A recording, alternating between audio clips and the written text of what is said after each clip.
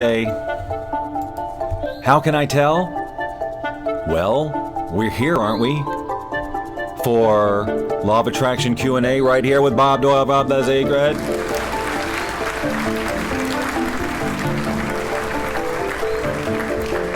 Ladies and gentlemen, do you see this smile on my face? You want me to get closer?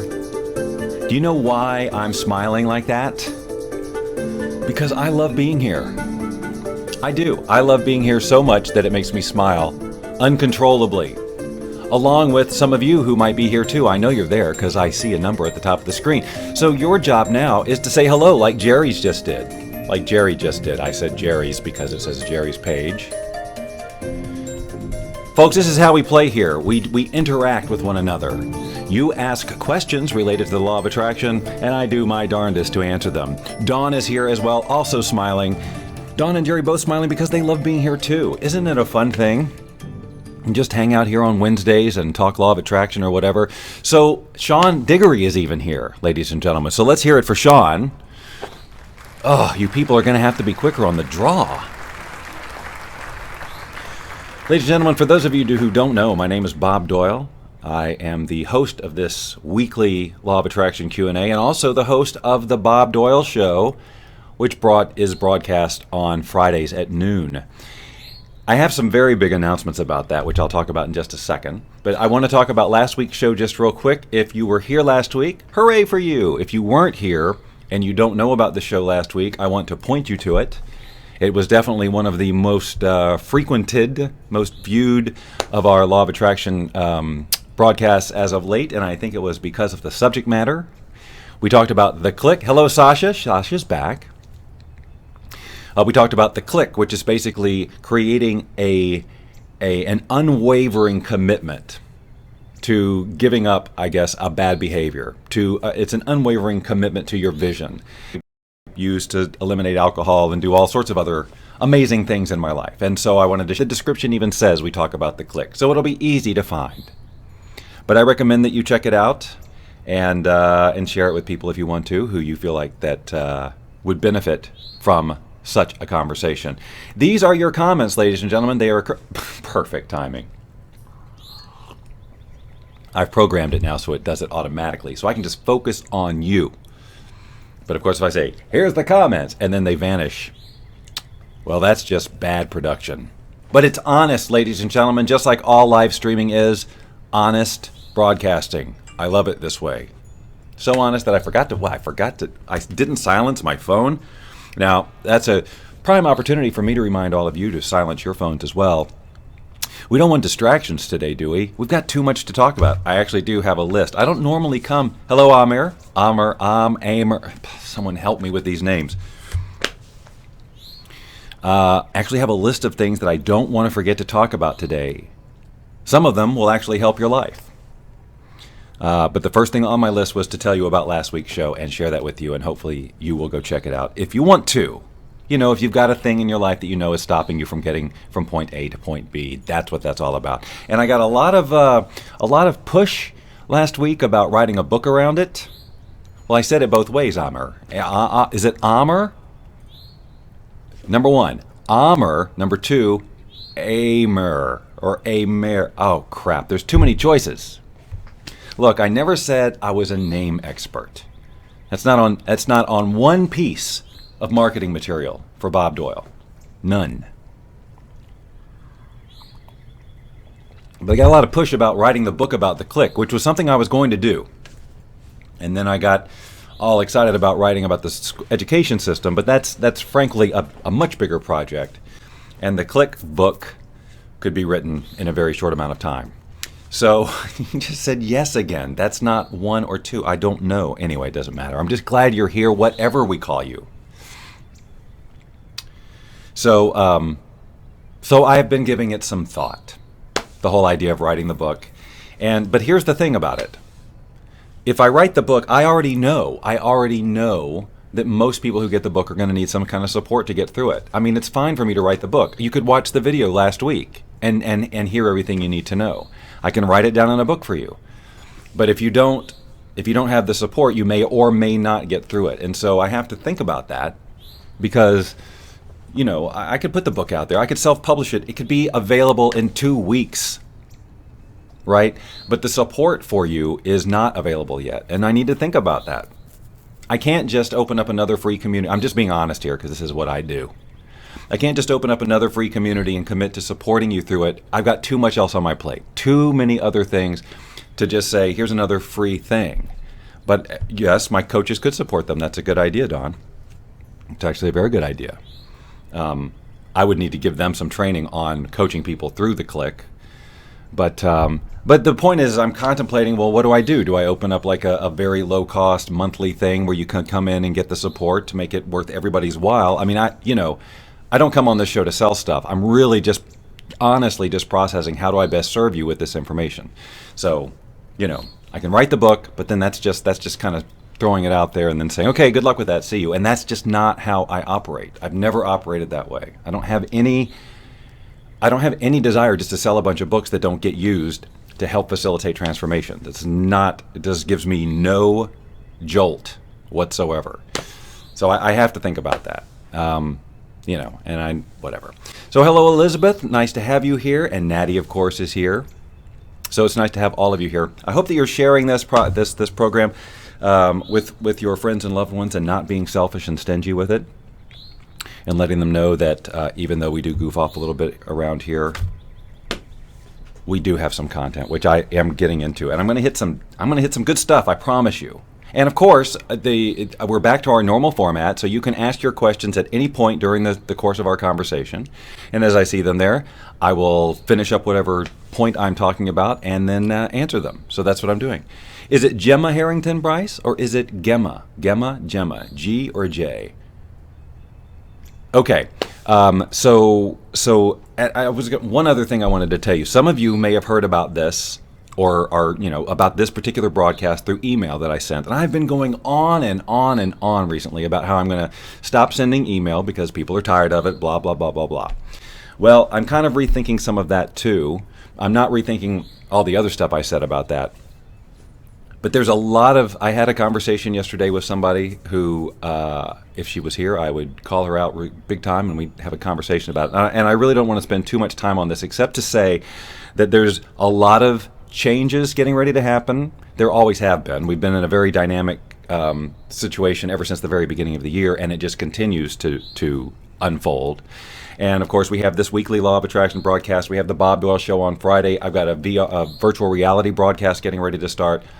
Ladies and gentlemen, it's too many to have all over the place. We're going to bring everything here on this page that is currently called Bob Doyle LOA, and we're probably going to change it to the Bob Doyle Show. We're going to move it here because we've got 20,000 people who have liked this page who have invested in Bob Doyle to some level.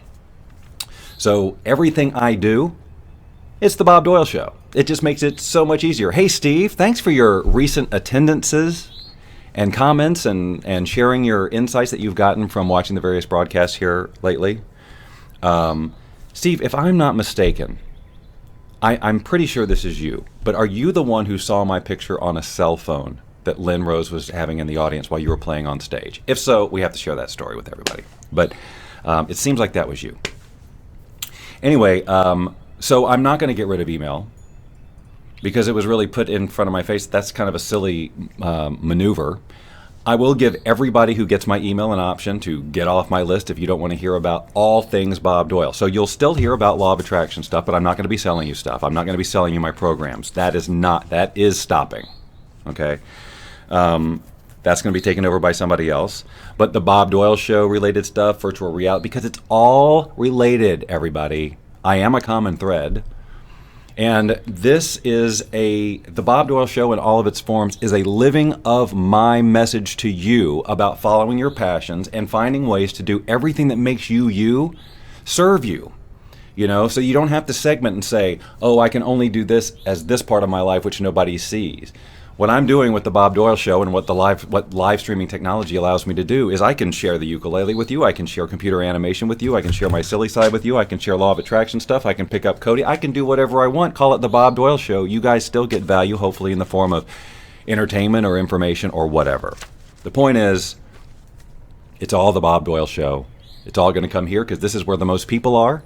And if you are a law of attraction diehard and the only thing you want to see on this page is law of attraction and nothing else, all I can tell you is to reframe everything that you see and realize that what I'm doing on here is the law of attraction in action. It is me being bold with following my passion, even if it doesn't make a dollar. It's important to put yourself out there and live your passion, even if it's not related to money. And now I'm going to tie it into the topic.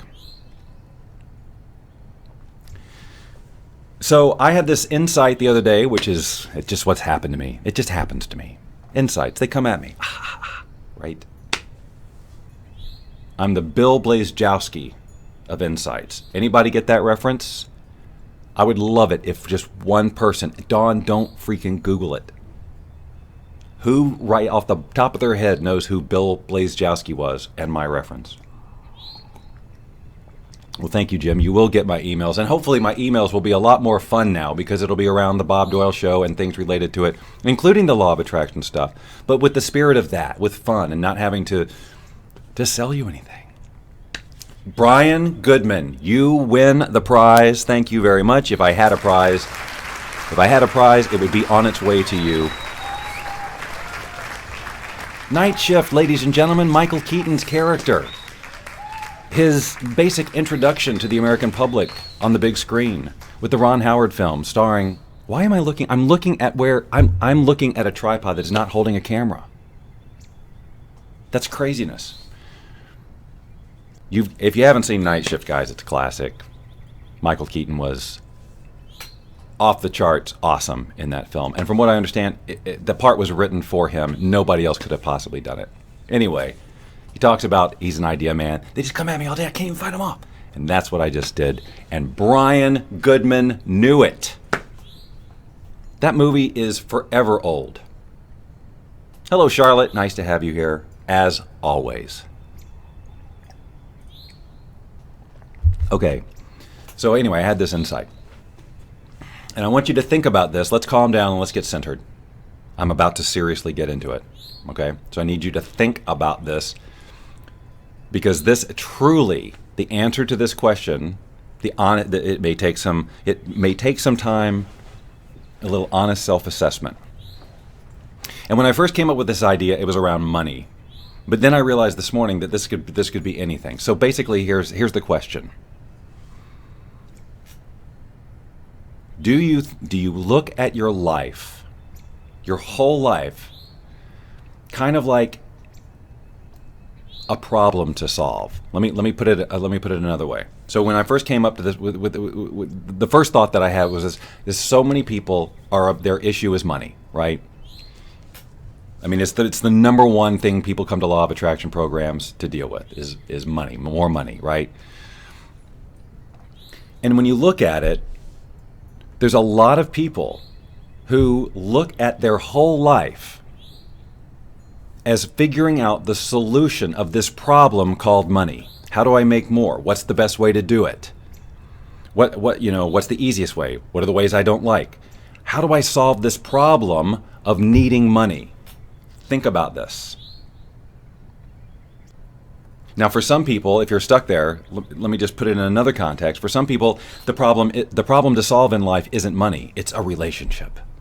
For them, they've learned that life is all about finding that relationship. You got to find that husband. You got to find that wife. You got to find that girlfriend, boyfriend, significant other. That's what life is. All the other stuff, whatever. Money, whatever. No problem. Life is about solving the problem of finding this relationship. What do I do to solve this problem? Do I go to bars? Do I go on online dating sites? What do I do to solve this problem? What do I do to solve this problem of money? Do I start a business? Do I ask for a raise? Anybody? I need some feedback here. What problem in life are you trying to solve? What has become the reason you wake up every day? When you wake up in the morning, do you go, how am I going to make money today? Do you go, how am I going to find that relationship today? Those are the two that occur to me right now. Ladies and gentlemen, I need some feedback here. That's what this is for. This is for you to give me feedback. What Or am I just completely crazy and nobody thinks of it this way? Of course you don't wake up like that, especially if you're in the law of attraction conversation. You don't want to think about the idea that you think of life as a problem to solve, because that goes completely against the whole law of attraction thing, which is exactly my point. The most adamant, wonderfully joyous and knowledgeable law of attraction followers, advocates, whatever you call them, might still not even know that they are looking at their life as a problem to solve. When I solve this problem of money, oh, life will be good. They don't think about it that way. They don't use that languaging in my head. Jim Corinne says, how am I going to invest my inheritance today? All right, Jim, you can go sit in the back of the room. Although, what if that really is his problem? Who am I? Who am I to judge? Seem like a humor line. But maybe he does. Maybe Jim wakes up and goes, I've got this $4.7 million that was left to me. How am I ever going to figure out how to invest it? Don is, so doing what you love, but you do have bills to pay. So what's the problem to solve? How do you do what you love and still pay the bills, right? So is that in any way a subtext for your day? Do you look at the activities, the things you do, the choices you make throughout the course of the day, framing it in relation to, is this solving my problem of money? Denise, you and your bailing, at least you come in and say hello. And I guess I already know that you work these hours, so I have to stop being surprised when you come in and say hello and say, gotta go. And you're going to watch the replay. But, you know. So Sean is always thinking about the money problem. So Terry says, I guess she means, who can I serve? How can I help? So Terry, just so I understand this, because this is really, I want everybody to I want them to feel how differently we all look at our lives and what problem we're trying to solve. Terry, are you telling me that you wake up in the morning, you're driven by this problem of more people need your help? Like, that's a serious question. Is that what's driving you? Does it feel on any level like a problem to solve? Now look, there's a distinction between this problem to solve idea that I'm talking about and then your mission, right? Like, if you wake up driven by a passion to solve problems, that's your challenge. That's what you've been set up. That's different than what I'm talking about. It doesn't have that vibration of it's a problem. Like, I wish this problem would just be solved so I could stop thinking about it. So Jim says it's not a joke. So he is thinking about the best. So it could be weighing heavily on him. How do I do this? I've got this amount of money. I want to make the right decisions, right? How do I solve this problem of spending my inheritance? I'll bet you a lot of people would love to have that problem.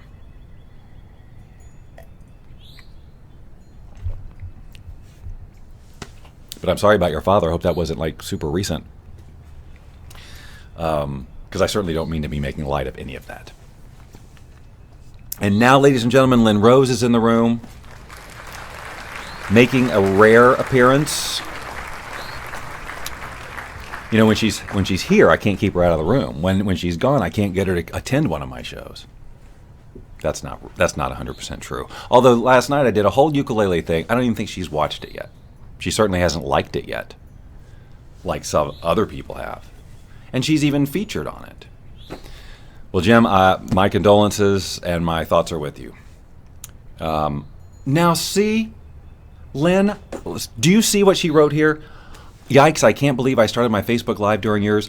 Ladies and gentlemen, last night, probably the next to the last thing I said to Lynn on the phone when she said that she was going to broadcast live, I said, well, not at 12, right?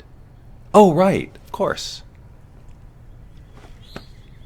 All right, so Marion says, I haven't been able to solve my money problems at all. So clearly, this is an underlying, constant, perpetual vibration of problem of money to solve. Okay? What else? Who else? Who else has a different problem? Or at least can chime in with, yes, this is me that you're talking about, or I do. Now, it may be that you still haven't really checked in with this. You may be resisting this idea that you look at life as a problem to solve, or aspects of your life as a problem to solve. But here's my point. If you have that at all, You have to understand that you are sending a non-stop, daily, minute by minute message to the universe that you have a problem to solve. And if you have committed each and every day to solving this problem, then I promise you the problem will perpetuate, because that's what your life is about. You defined it that way. You defined your life as this: I've got my mission is to solve my money problem. How do I get more? How do I get enough? How do I get that relationship? How do I spend the money? This is my mission. It's a problem. So I shouldn't say mission, because I'm trying to differentiate between, that pull, that this is what I'm about. This gets me up in the morning in an enthusiastic way, right? This is a totally different vibration than the one that's driven by okay, well, how am I going to get closer to solving this problem today? Deborah says she gets bogged down in the details of how she's going to get all the tasks done that she needs to do. I can relate to that. I wake up every morning going, oh my God, how am I going to get everything done? And Lynn will tell you that by 9 a.m., it's all done before most people are awake. But I go through this every day. Every day. There's no way I'm going to get everything done that I need to get done today. Because I definitely have problem solving. I've definitely been, obviously I had this awakening, this aha, because of my own situation. Guys, that's how it works.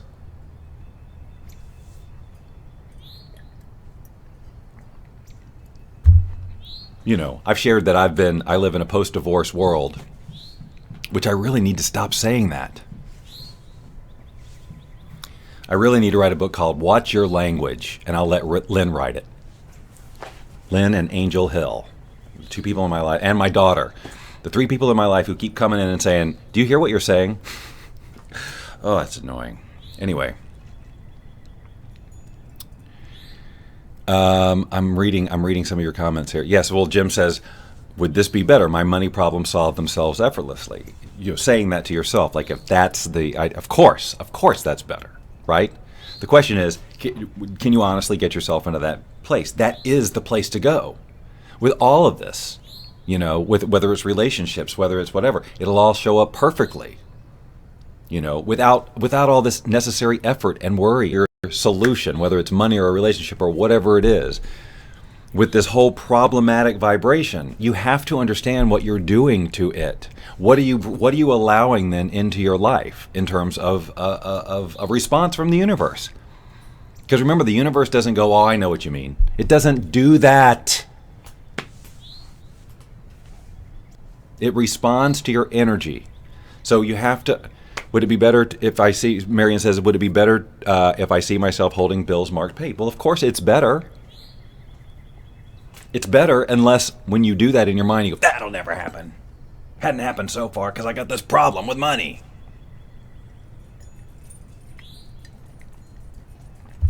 The reason that I want to show you that other people have different, hi Sandy, that other people have different ways that they look with the problem in their life. I think that the people who deal with money, they probably assume that most people deal with money. They think that that's the way it is.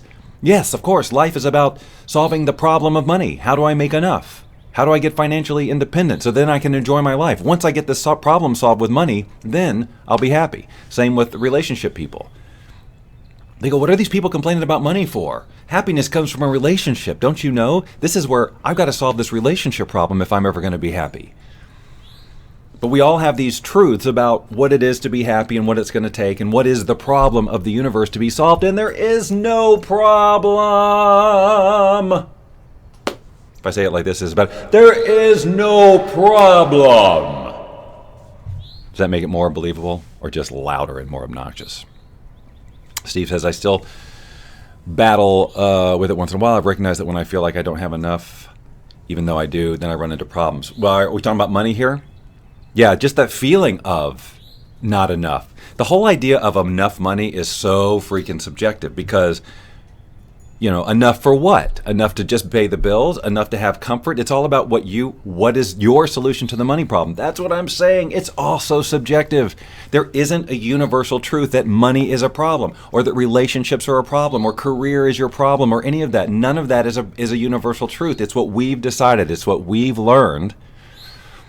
And what we've taken on. So what is your Hi, Kobe. What is your problem?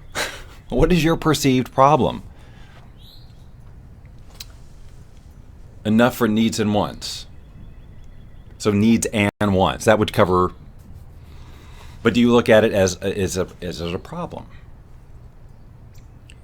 So I'm just saying that obviously it's very easy to fall into that mindset that money's a problem or finding the right relationship is a problem because society is teaching us that. You know, depending on where you've got your attention in the world, if you live in a relationship-seeking space and you see, you're probably going to see all sorts of stuff about relationships falling apart, coming together. Oh, my soulmate. You are experts on relationship because you've made your whole life about the problem of solving it. And if it's money, you're an expert in looking into the solution of the money problem. What you haven't become an expert in is just having the money. It's just allowing the money, is to being abundant, to allowing that, because what you're saying to the universe 24/7 is, I've got a problem with being abundant, and that's what my life is about solving this problem. So what can possibly be delivered to you but a sequence of things that cause problems for you to solve because you've said this is what life is about? Thank you, Kobe. Thank you for sharing. Everyone should be like Kobe. See, it says right here, I just shared, and I have no reason to doubt her. Oh, but if I was to ever find out that Kobe lied, my whole world would be shattered. My life would become about the problem of figuring out why Kobe lied. So what do we do? Oh, you want an answer? Oh, crap. I should have come prepared. Folks, as in most of this, it's the observing, it's the recognition. Yes, I'm doing that. That's the first step to a major shift. Admitting, oh my God, yes, I do look at life as a problem to be solved. I look at money as a problem to be solved. And then, so you look at it, where did that come from? Because again, this is kind of basic law of attraction stuff, that I've been teaching forever. But it's about this whole truth about that it's hard to get money or it's hard to get a relationship. It's not. There's no truth to that because people do it all the time. Some people do it effortlessly. What's the difference? Is it because they're better looking or more talented? No, that's not the real reason. It's the energy with which they go through their life and what they're willing to allow and attract and all of that. How bold will they be? How much will they play out? How much value will they share with the world? How much will they share or hide of who they really are and their true passions and all of their inner beauty and blah, blah, blah, blah, blah. I am of the firm conviction that the more that we just play full out who we are without apology, that all these things, money, relationships, all these things just fall into place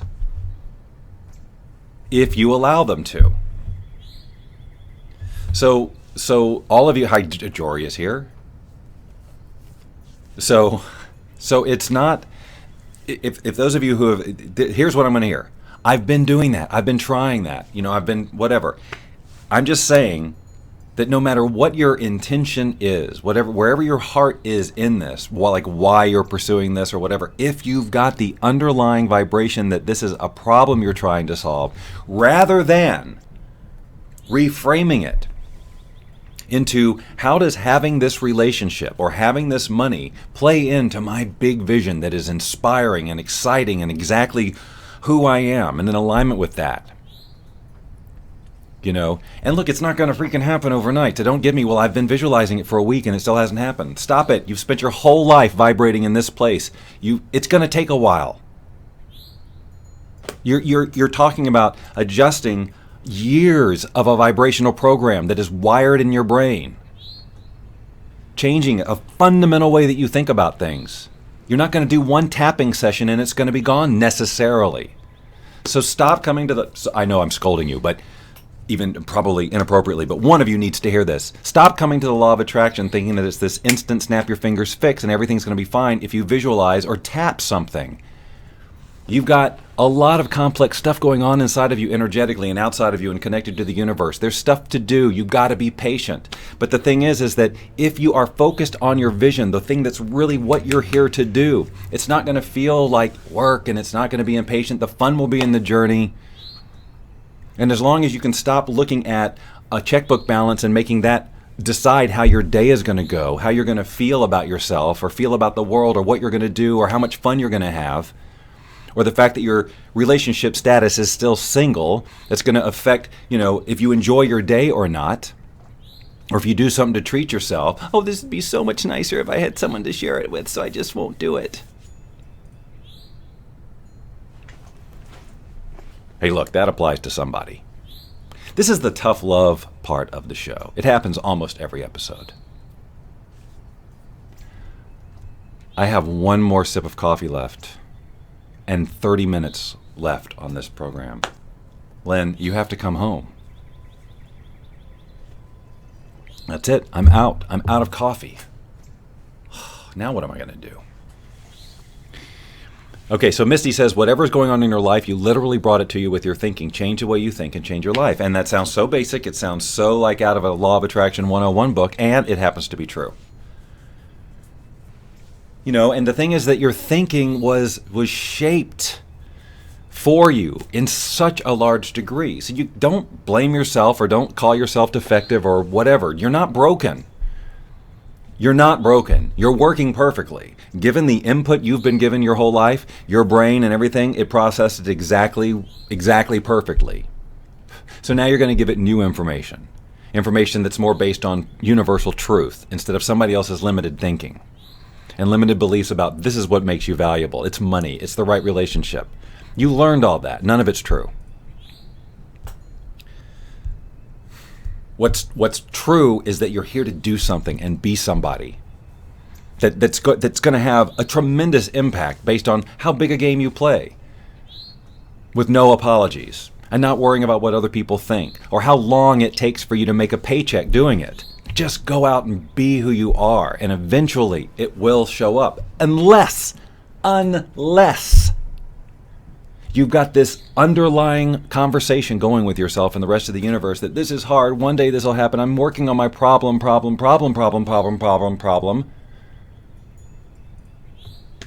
Then it won't, because you're giving the universe very conflicting information. And it responds, what you experience is the result of your predominant vibration. What's the most powerful signal you're sending? That's what you're going to get the most of and notice the most. So if every day is a problem you've got to solve, it's going to feel like a problem all the time.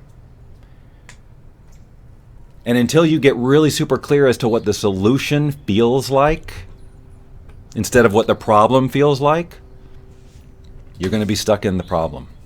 Bob, how do I know what it feels like to be abundant or have the right relationship?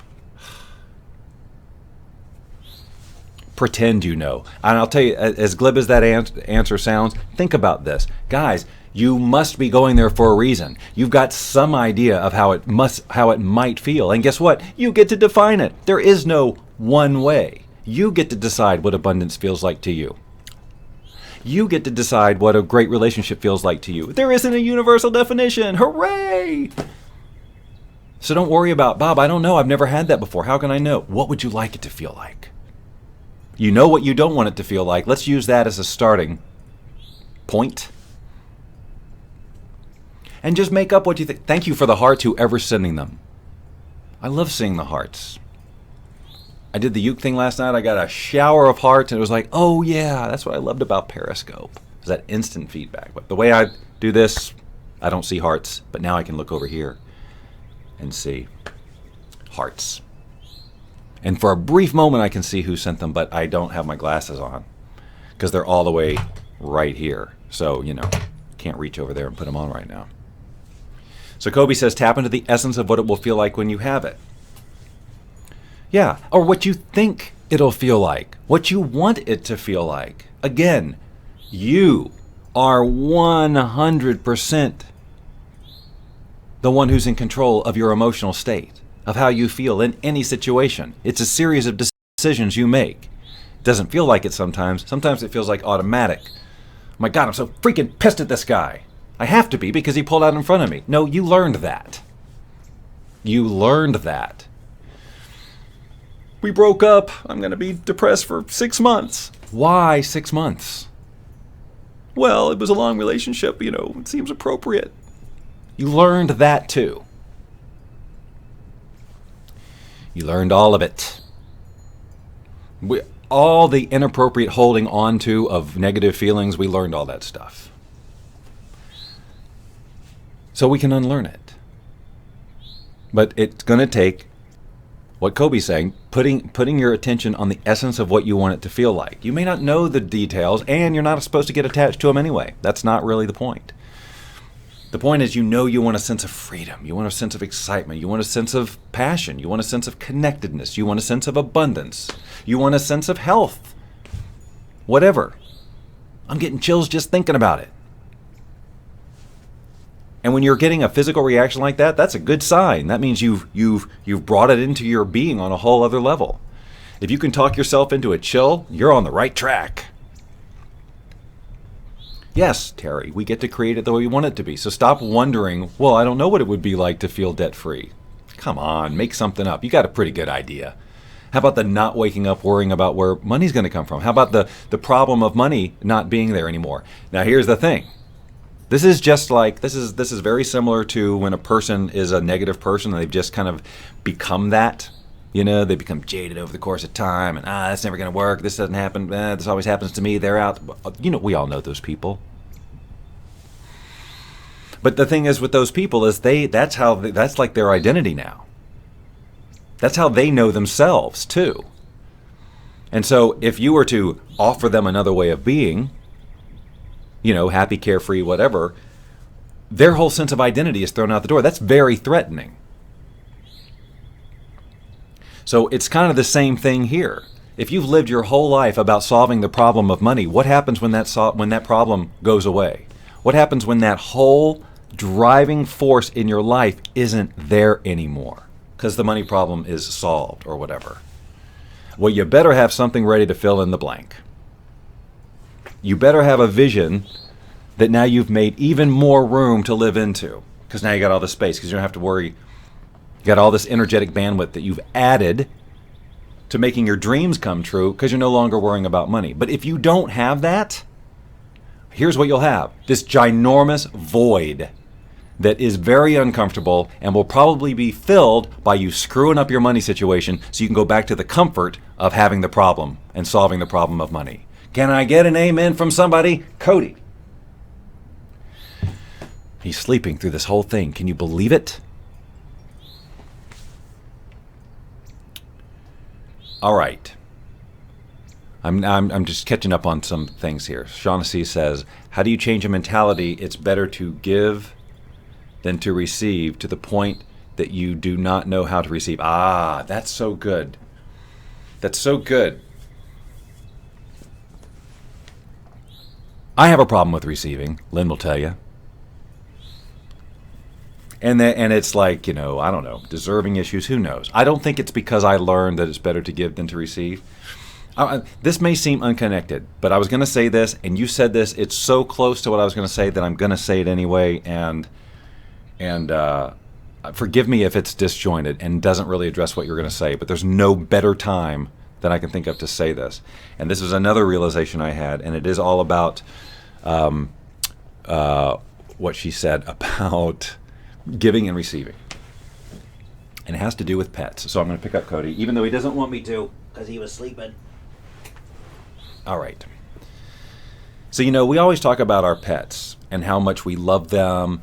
And a lot of it is because of the unconditional love they give us, right? They just give us unconditional love. Sometimes cats have conditions, but, So we go and we love on our animals and we just go, oh, I love this feeling. I love this feeling of unconditional love. Both the feeling of that you give of unconditional love and the feeling of receiving, right? So we all love to give unconditional love. It feels good because we are capable of it, believe it or not. And with animals, it's just so easy. And there's really a lot of lessons to be learned there because why is it so easy? So this ties into the sort of aha. I love on Cody a lot, and it feels really good. And I was going, well, what is it, the whole I'm giving love, I love to give love, I love to receive it, and all of that. It just gives you that great feeling, and pets are awesome for that. But I realized also that one of the things that I think that humans love about the pet relationship, this whole unconditional love thing, is also it feels good to be received. Okay? So there's a difference between the joy of giving and then there's that joy of being received. Like knowing that the dog is totally just taking in everything you're giving it without judgment, without resisting, without going, well, this is for something, without, they're just in total receive mode. So that means you get to just give and give and give. So you get the little charge of, oh yes, I'm giving, which you would get even if a person was kind of not that great of a receiver. Now, if they were just a terrible receiver, then that you wouldn't have that good feeling. But, there's some people who receive half-assed. That's me. Right? But then animals, they just 100%. You know what happened to the boy who received everything he dreamed of? Yes, he lived happily ever after. The last line of Willy Wonka and the Chocolate Factory. One of my quotes for years. One of my very favorites from that movie, Jim. Misty. Everybody read Misty's comment. It's great. So anyway, yeah. So think about your relationships. If you've had a relationship where it's at the beginning and it just feels pure love, pure love, pure love. It's like, oh, nothing could ever, And then, some of that changes sometimes. But I don't think we think sometimes about the nuance of changing, of not feeling received. I mean, I'm sure we've had conversations where you say, you're not listening to me, you're not letting me contribute to you, those types of things. But when it comes to, I'm talking about this profound feeling that now if you're not an animal lover, this analogy will not work. So, sorry. But when you're loving on your animal and you've got that you just live in it's a totally different energetic thing, guys. And a lot of times it's funny that sometimes it feels so good and then we put the animal down after a couple of seconds like, I don't even deserve this much pleasure right now. I don't even deserve to feel this much love. I gotta stop. This is too much. I should get back to solving my problem of money. I don't have time to feel this good right now. I don't know, maybe some of you will relate to that. 2 doggies. And yes, see, it's great to be the parent of a dog. And some cats. He's in my lap right now, obviously. I know this looks all strange, but if the camera is just right there. Right? You're a good receiver. But he's also a very good giver. For us to be receivers so that the people who are giving can truly get the full pleasure of being received. Because you do get pleasure from giving, but it is exponentially bigger when the person who you're giving to fully receives. Cody doesn't have to go, thank you, I so appreciate that. You just know it. You just know it, you just feel it. He doesn't have to lick my face to make me know, hey, look, I really appreciate what you're doing. He's in total receive mode, and I know that. I'm not looking for any feedback. I don't need any feedback. How freeing would that be in our relationships if you could just give with no expectation or needing to get feedback or validation that, you're doing good, whatever, that it's just clear. You are being received. Right, dogs don't reject your unconditional love. Thank you, Dawn. That's a great way to frame it. Because the reason that we have this problem is that when you give love to somebody, if they feel unworthy, they're going to reject it for some reason, on some level. They're going to go, oh, no, you don't know. You don't understand. I don't really deserve this much because I've got all this stuff. Right? And guess what? It doesn't matter. We're just so I don't want to say broken, but we have become dysfunctional as human beings for sure. With everything we've got in place with our emotions and our manifestation abilities and all of these things. Look at what we've done with it. Wiggity whack. Do you think we were created to have these issues all the time? Do you think that was part of the plan? Kyle, 45 minutes into the program, he comes in. Steve, same with money. You have to give money with love and you'll receive money too. Yes, a rather esoteric but very common and correct law of attraction-y statement around money. Giving money, it's all energy, guys. It's all energy. Wow, is that basic? What is this, the first day of law of attraction class? You know, giving love, giving money, giving time, giving value. Give it with love, and then you get it back that way. If you go out in the world and give your value at your job and it's filled with hate and disgust, don't expect a lot of great stuff back. But if you go into what you do every day filled with passion and desire and all of that, and really put it out there in the world just infused with the love that you have for it, it will get accepted. I can't tell you how long it's going to be before you're a millionaire with it, if that's what's so important to you. But I can tell you that, again, we have to think about the big picture. Why are we here? What are we doing here? Is it to work and solve problems? No. It's to enjoy to the fullest extent possible this experience of being a human being with all of this stuff we have at our disposal. Nature and all the beauty. Our abilities, what human beings can do. Just watch YouTube. We're amazing. And we got this limited time on the planet in this form, and we have everything we need to enjoy the hell out of it. And we've created nothing but problems. We've taken everything that we've got going for us and complicated it. You know, not me and you, everybody else.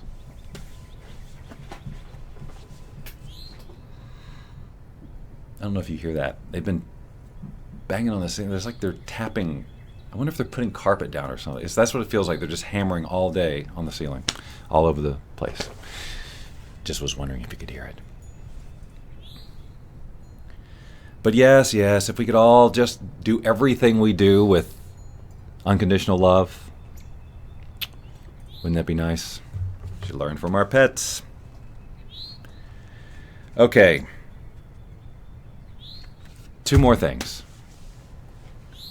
One, this is a gimme. And if you want to, and this is, from here on out, you can ask whatever question you want to related to the law of attraction. We've got 10 minutes, 12 actually, and I'm off my soapbox on those things. But I would invite you, you guys know when, you know when you're, like an event, like when you're stretching the seat and you do that stretching, go, this is not, stretching has never felt so good. I just want to do this for the rest of the day.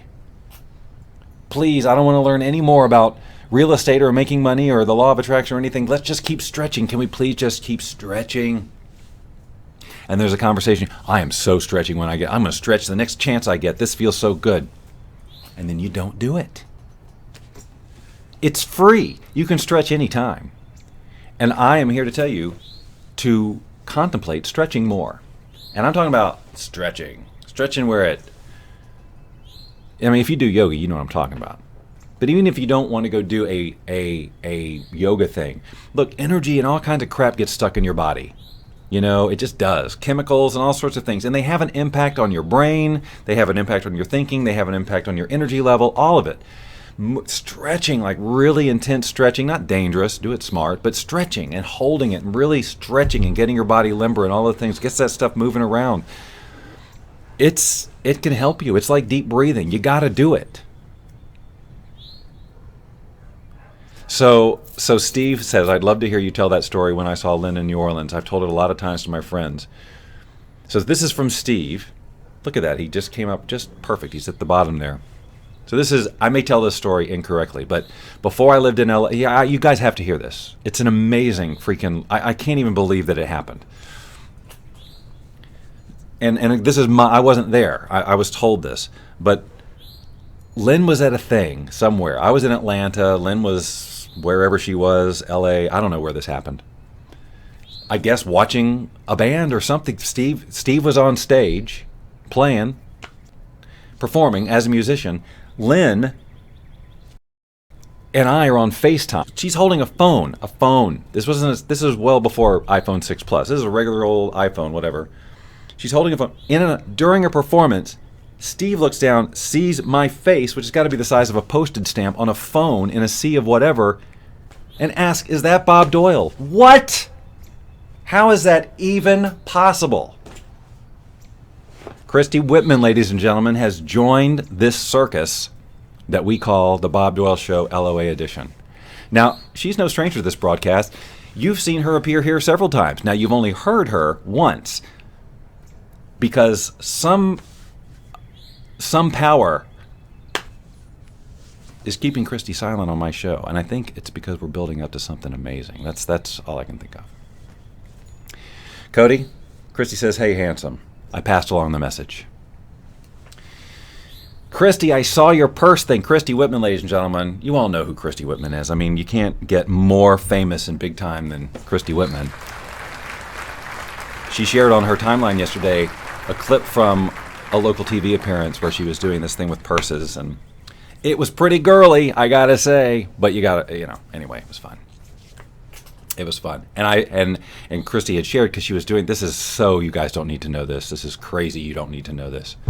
But Christy traveled with all these purses that she uses as a visual aid, and so she had to do all this. If you've ever been on TV, and who of us haven't, on morning news shows, so you all know what I'm talking about. It's a lot of work for 3 minutes.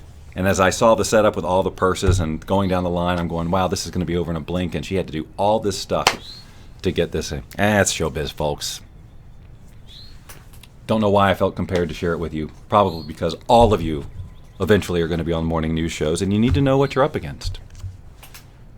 That's all I'm saying. So stretch more. That's really what I'm asking. You should stretch right now. A big, long, like this, really stretch hard. And really stretch.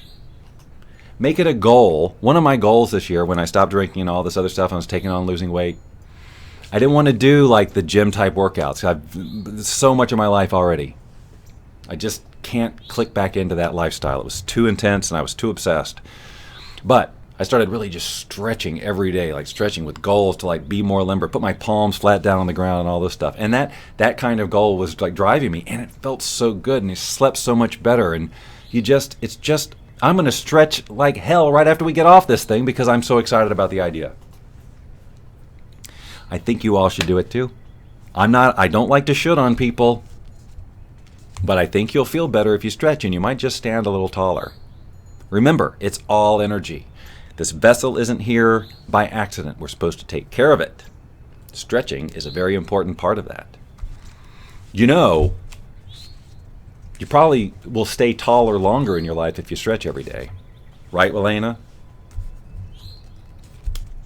Do you see what Jim did there? It's a joke. It's wordplay. Jim, doesn't do the gym type workouts himself. It's humor. For those of you who are fans of humor. All right, the last thing I was going to say, Boundless Living VR. So as you know, one of the big directions that I'm going in this company is virtual reality for reasons that we've discussed, but it's a perfect technological follow-up to the law of attraction conversation because of visualization, having the feeling of having it now, whatever it is. So Boundless Living is going in the direction of creating applications for virtual reality and things like that. But as we are building towards the development of a team and building our first thing, what we now have is my mission is to generate interest and excitement in a community that may or may not already have some interest in it. I mean, if you have an interest in it, great, take the journey with me. I like to share a bunch of stuff. If you're new to it and trying to figure out, is this relevant to me, or is it just some faddy thing, faddy, not fatty, thing, I'm here to say that no, it's not a fad. It is here for a long term. There's all different types of technology in the virtual reality space.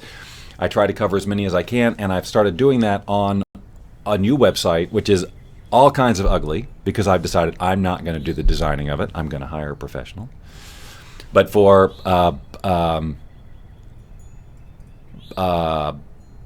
sorry, I just saw Steve's post that says I'm 6 days smoke-free since watching the Bob Doyle show last week. So that's what I'm talking about. The show from last week, Go check it out. If he's 6 days smoke-free, that's freaking awesome, and I'm happy to have that in writing.